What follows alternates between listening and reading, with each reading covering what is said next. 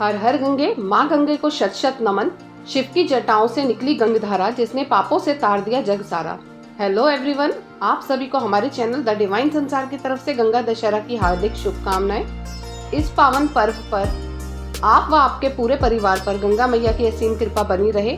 आज हम बताएंगे गंगा दशहरा की धार्मिक कथा और उसके महत्व के बारे में।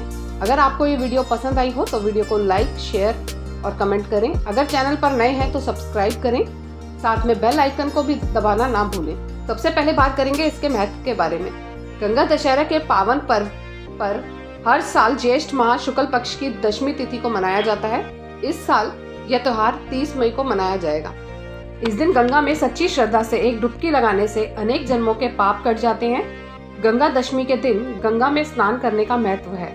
गंगा दशहरा के शुभ दिन पर गंगा जैसी पवित्र नदी में स्नान करने के पश्चात सूर्य को अर्घ्य देना चाहिए। गंगा जी में दीपक प्रवाहित किया जाता है। पूजन के बाद ब्राह्मणों को दान दक्षिणा देनी चाहिए। इस दिन गरीब व जरूरतमंदों को अपने सामर्थ्य अनुसार दान दिया जाता है। ऐसा करने से मनुष्य को सभी पापों से मुक्ति मिलती है। लोग गंगा किनारे बसे शहरों में हैं, वह गंगा में डुबकी लगा सकते हैं, किंतु जो नहीं जा पाए तो वो अपने घर में ही नहाने के पानी में गंगा जल डालकर स्नान करें। कहा जाता है यह भी गंगा स्नान के बराबर ही पुण्य देता है। आइए शुरू करते हैं कथा। धार्मिक ग्रंथों के अनुसार प्राचीन काल में अयोध्या नगर में सगर नाम के प्रतापी राजा राज्य करते थे। कहा जाता है कि उन्होंने 7 समुद्रों को जीतकर अपने राज्य का विस्तार कर लिया था। उन्हीं सगर की केशनी और सुमति नाम की रानियां थी। ग्रंथों में पहली रानी के एक पुत्र असमंजस और राजा सागर की दूसरी रानी सुमति के 60,000 पुत्रों का वर्णन मिलता है। इस प्राचीन कथा के अनुसार एक बार राजा सगर ने अश्वमेघ यज्ञ किया और यज्ञ पूर्ति के लिए घोड़ा छोड़ा। इंद्र ने यज्ञ को भंग करने के लिए अश्वमेध यज्ञ के इस अश्व का अपहरण कर लिया और उसे कपिल मुनि के आश्रम में बांध दिया। राजा ने यज्ञ के घोड़े को खोजने के लिए अपने 60,000 पुत्रों को भेज दिया, जिन्होंने सारा भूमंडल छान मारा। राजा सगर के पुत्र यज्ञ के घोड़े को खोजते खोजते जब कपिल मुनि के आश्रम में पहुंच गए, यहाँ उन्होंने देखा कि महर्षि कपिल तपस्या कर रहे हैं और उन्हीं के पास अश्वमेघ यज्ञ का घोड़ा घास चर रहा है। यह देखकर महाराज सगर के बेटे चोर चोर चिल्लाने लगे। इससे महर्षि कपिल की समाधि टूट गई। ज्यों ही महर्षि ने अपने नेत्र खोले त्यों ही सब जलकर भस्म हो गए।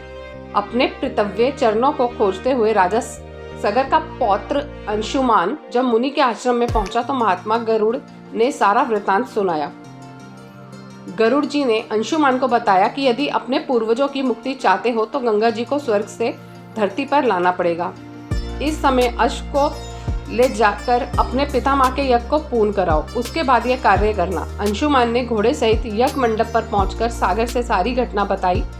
महाराजा सगर की मृत्यु के बाद अंशुमान और उनके बेटे दिलीप ने गंगा को धरती पर लाकर पूर्वजों के उद्धार के लिए जीवन भर तपस्या की, लेकिन वह गंगा जी को मृत्यु लोक में लाने में सफल नहीं हो सके। इस घटना के बाद महाराजा सगर के वंश में कई राजा हुए। सभी ने पूर्वजों के भस्म के पहाड़ को पवित्र करने के लिए धरती पर गंगा जी को लाने की कोशिश की, लेकिन वह सफल नहीं हुए। आखिर में महाराज दिलीप के पुत्र भागीरथ ने गंगा जी को इस लोक में लाने के लिए गोकर्ण तीर्थ में जाकर कठोर तपस्या की। तपस्या करते करते उन्हें भी कई वर्ष बीत गए। तब ब्रह्मा जी प्रकट हुए और वर मांगने के लिए कहा तो भगीरथ ने गंगा की मांग की। इस पर ब्रह्मा जी ने कहा, हे राजन, तुम गंगा को पृथ्वी पर तो ले जाना चाहते हो, लेकिन गंगा जी को वेग को केवल भोलेनाथ ही संभाल सकते हैं, इसलिए पहले उनसे गंगा का वेग संभालने के लिए प्रार्थना करो। फिर महाराज भगीरथ ने भगवान शिव को प्रसन्न किया और उन्होंने गंगा को अपनी जटाओं में धारण किया।